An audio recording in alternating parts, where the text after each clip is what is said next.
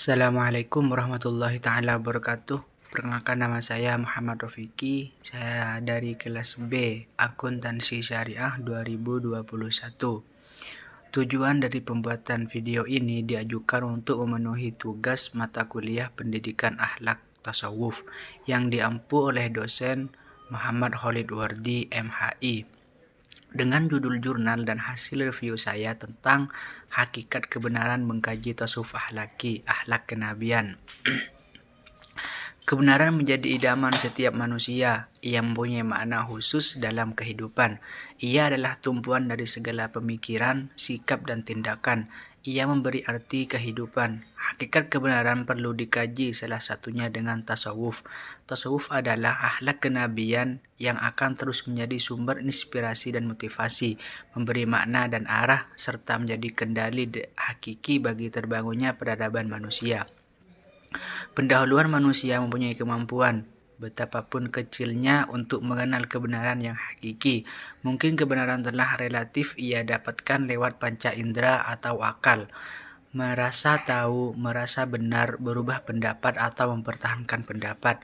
Di antara sekian kata yang mengandung implikasi didapatnya kebenaran. Dari segi perantara, kebenaran dibagi menjadi 4 bagian.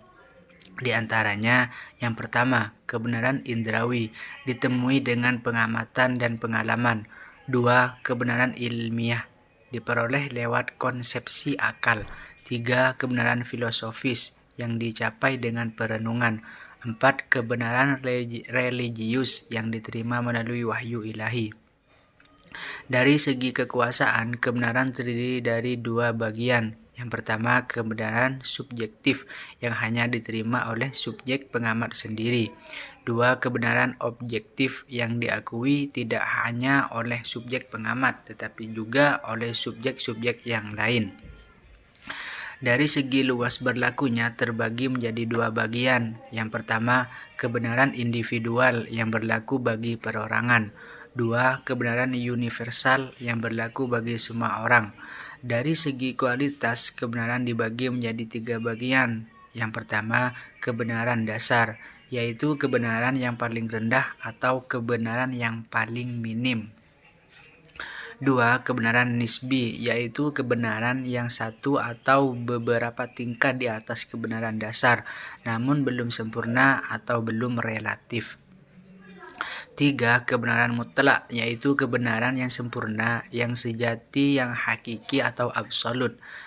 Kebenaran dasar, kebenaran nisbi, atau kebenaran mutlak selalu melibatkan subjek dan objek.